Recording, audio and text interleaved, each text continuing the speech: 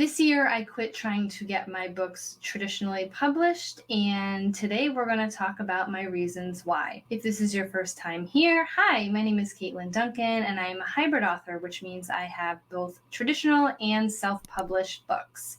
Here on my channel, I talk about the writing process and all the bookish things, so be sure to subscribe and hit that notification bell if you are at all interested in that. I'd like to start off this video with a disclaimer. This conversation is in no way saying that traditional publishing is bad or that I wouldn't recommend it for any book out there, or that I regret every minute of it, because that is untrue. I have no regrets about building up my collaboration skills and getting my books published whatsoever. I believe that there are books that do belong in the traditional publishing space and benefit greatly by reaching different markets and more readers, but for right now, my books will not be included in that part of the publishing industry. This is not going to be a conversation about how or why to self-publish a book, but sharing my experiences with traditional publishing and my thoughts on why I moved from traditional publishing to self-publishing for the foreseeable future. My hope is to inform you of potential pitfalls if you ever have the same feelings that I talk about, or if you're on the fence about wanting to publish traditionally. I'm going to dive deeper into this, focusing on three main topics: a lack of control, anxiety, and lack of self. So we're going to start with lack of control. Starting off in 2013, I was one of the first authors of a new digital-first imprint with Carina UK, which was under the umbrella of Harlequin. Digital first means that my books would publish first as ebooks, and then any other format such as paperback, hardback, or audio could potentially come later. The ability to get my book into other formats would depend on my sales record for that ebook, and whatever magic number needed to be reached for me to get a paperback or an audiobook or anything like that was never really disclosed to me, ever. Throughout the years, I did question my editor with all of my books to say, when would this happen? What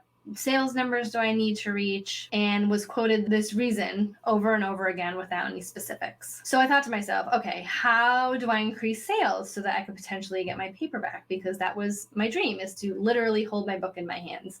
Ebooks are fantastic and they sell really well in the fiction space, but I did want to have as many formats as I could. So I would ask for promotions for my book through my publisher, and I was sort of pushed aside half of the time and really encouraged to focus on the next book. In case you didn't know, the traditional publishing model really focuses on the next new thing, the front list. So that basically means that the books that are forthcoming for their particular imprints. Well, I had spent so many months working with them on each of my books. Really, after the publication month, I was asked to focus on the book coming next. At the time that this was happening, earlier on in my career, this seemed very normal and what I should expect moving forward.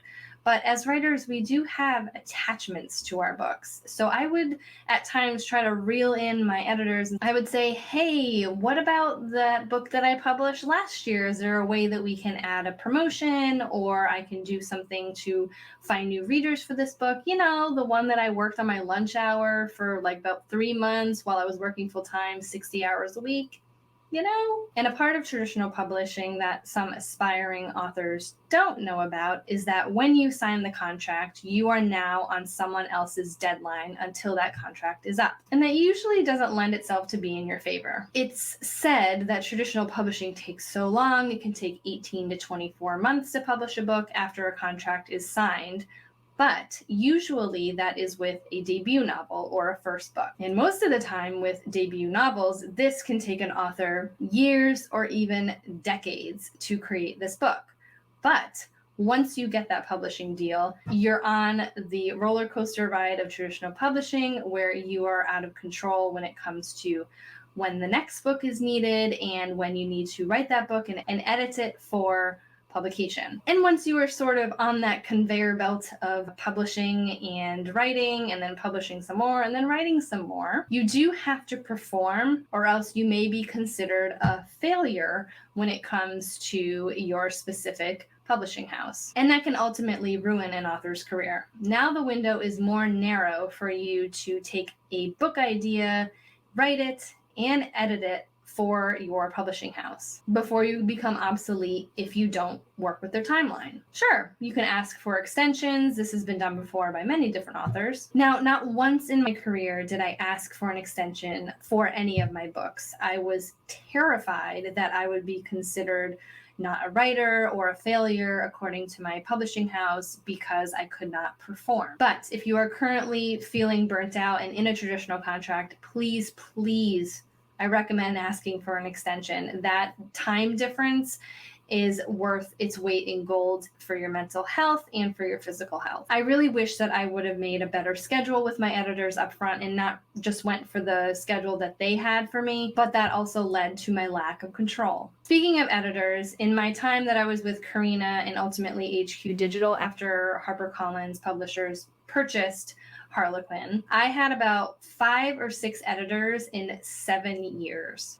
And when 2 of those editors left at different times in my career, that put me in the biggest writing slumps of my life. There were times that I couldn't even write for weeks at a time on projects that were contracted because I was so upset. When the person who acquires your book leaves and sort of leaves you in the lurch, no fault to them, but it sort of feels like you are breaking up with a business partner or someone who can literally see into your soul because they are the one that championed for your book. And then the publishing house sort of throws you to the wolves of editors, and whoever is either assigned to you or picks you, sometimes they tend to feel a little bit lukewarm towards your book because they hadn't purchased it and they weren't your champion, and that's totally fine for them. I'm not at all bashing editors, but it's just an unfortunate thing that happens. And I'm sure if you spoke to many editors from traditional publishing houses, they probably have a lot of stories to tell, but I'm just going at it from the author's perspective. And I rarely hear authors talking about their feelings publicly when their editors do leave, and it's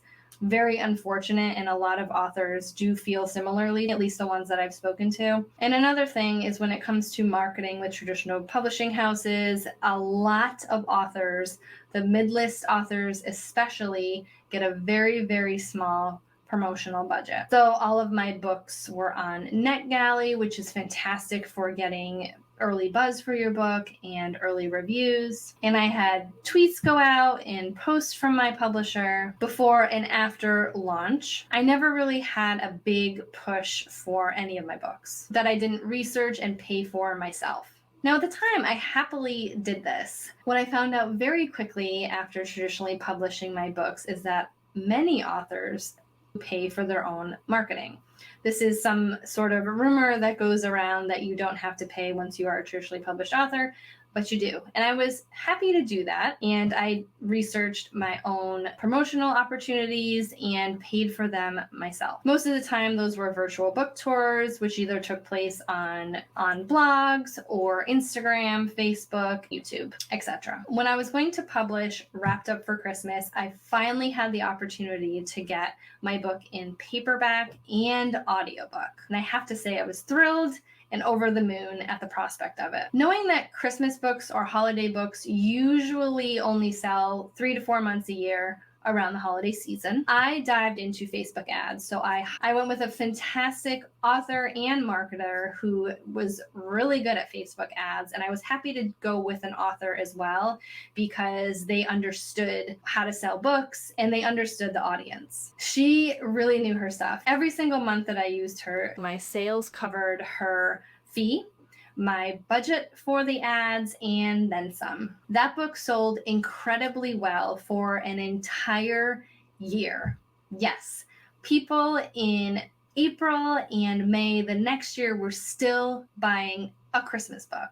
I couldn't believe it. And that's how I understood the power of advertising. And even when I shifted my focus to Barefoot on the Beach, my summer women's fiction book, my Christmas book was still riding that wave. Closer to the end of 2020, I had the rights reverted on my debut young adult paranormal series. I took a hard look at what I was doing with my career. Here I was making all of this money with my women's fiction novels, but most of the percentage of those sales was going to a publisher. I was looking at my reverted books thinking, I can't bring this to another publisher. Usually you don't after your books are reverted. So I would either have to drawer them or publish them myself. And diving into self-publishing, obviously you make much more of the royalties. And at the prospect of republishing these books, there were a lot of costs involved, such as covers and editing. So I unfortunately parted ways with that author who was helping me with my ads because I had to pay for the offset costs of republishing my books. And I already knew this was going to happen, but I had all the hopes that it wouldn't. Once I turned off those ads,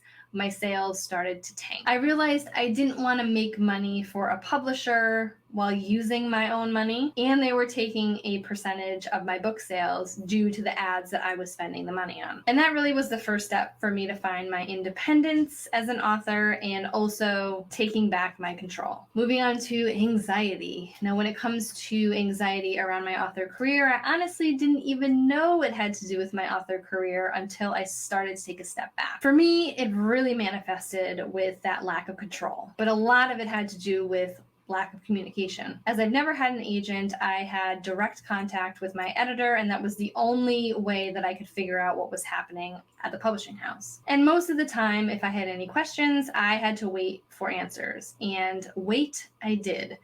Weeks, sometimes months, for a simple answer to my questions. Now, I'm very aware that I am not the only author that any of these editors were working with at the time, so I was okay with the lack of communication until I wasn't. Now, this definitely was not an isolated incident. I spoke with a lot of authors at my imprint and in other imprints, and this just seemed to be a thing that happens. Again, I have no comment about any editors at these publishing houses because I'm sure they were extremely overworked, especially with some editors coming in and out of the publishing houses and the turnover rate. But when it came to some of the questions that were very important to me in terms of the production of my books, I would get to the point where I would be so anxious that I would be refreshing my inbox over and over and over just to see if I could get an answer. And on top of that, as the editors were coming in and out of the imprint, I would feel very anxious every time I got a new editor. I had so many questions in my mind, such as, will this editor even like my book? Will they champion for my book? Will they buy my next one in my option clause? Would they leave? And did I need to stick to the same deadlines? Were they going to be faster, slower? I had no idea. Again, I dealt with all of these things because I thought this was normal. So how did I figure out it wasn't? In late 2020, I decided to query an adult thriller. I wanted an agent to represent my books. I wanted a business partner. By this point, I had already turned down a contract with my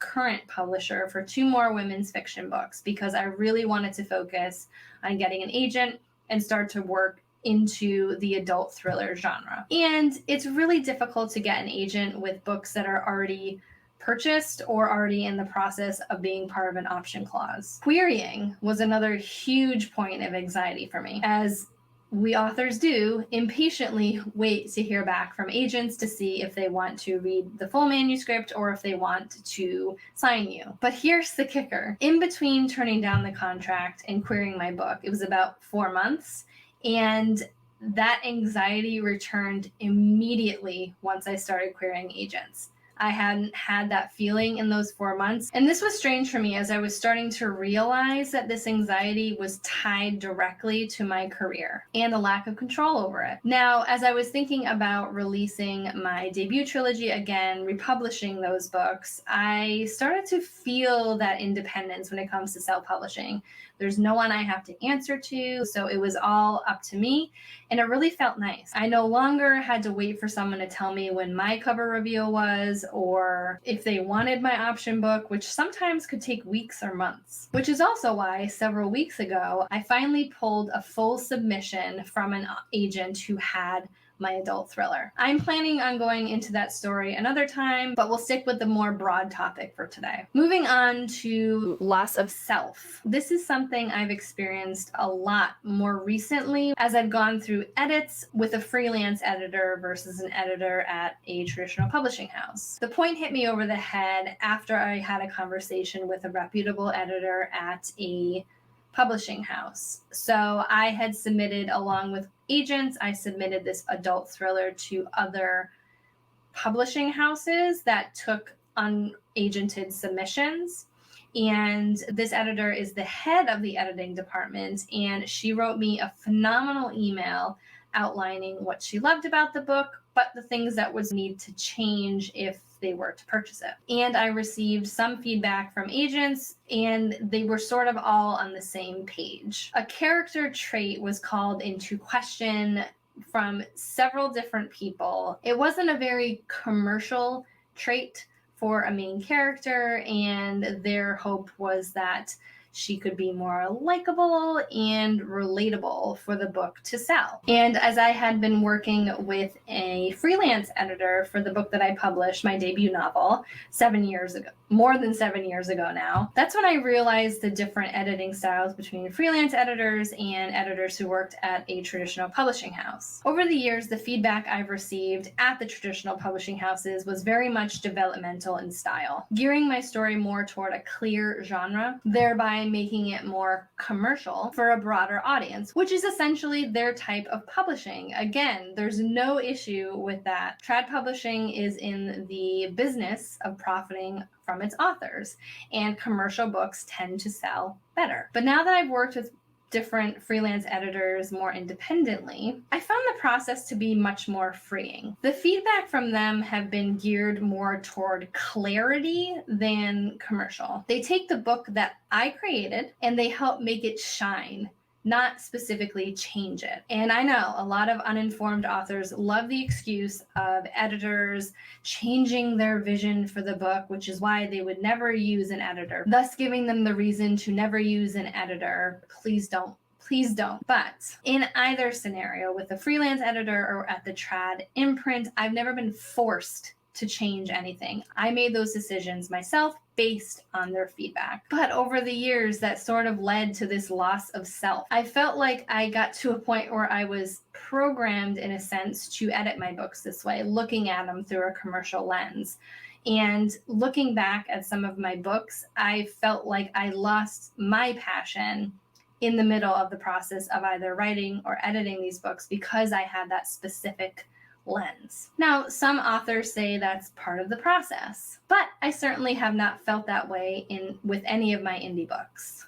So for all of these reasons, I have quit traditional publishing. With independent publishing, I have gained my control back. I have so much less anxiety, and I've maintained my sense of self with self-publishing. Sure, my books may not be commercial successes with movie deals or right out the gate, but when you're passionate about your career and the process, there's really nothing better. Now, I make my own production schedules. I'm driven by my deadlines. I answer to no one for my books, and I can create something that is unique and it fits my brand and my passion. And it also doesn't look like every other book on the shelf. And before I made my decision to leave, I really struggled with a lot of feelings about me being ungrateful for the opportunities given to me. But not every opportunity is the best one. And there are sacrifices you have to make in either publishing path. When you choose traditional publishing, a lot of people feel like they're getting free editing and free cover design and free marketing, but you are paying in that percentage that they are taking out of your book sales. You're paying with every single book that you sell. With self-publishing, yes, I pay a lot of money up front for my books, but once I've recouped that money with my higher royalties of my book sales, then all of the profits belong to me for the rest of my life. And with traditional publishing suffering so much after the pandemic, I really feel like I made the best choice by leaving that part of me behind. I'm happy with the decision I've made, but I've left myself open to the opportunity if it ever presents itself. But I have to say it's going to have to be a very good opportunity for me to go back. If you are an author who has found themselves in this position with a publishing house, or if you want to know about the traditional publishing industry, especially when it comes to your out clause, which is the reversion clause, I suggest checking out my book, Take Back Your Book, An Author's Guide to Rights Reversion and Publishing on Your Terms. It is available in ebook, paperback, and hardback at all retailers, and also on my website, where I get higher royalties. I'd love to continue this conversation with you, so please leave me a comment down below and we can chat more about it. And if you enjoyed this video, do give it a big thumbs up because it really helps me out. Subscribe and ring that notification bell so you know the next time I upload, and I'll see you soon.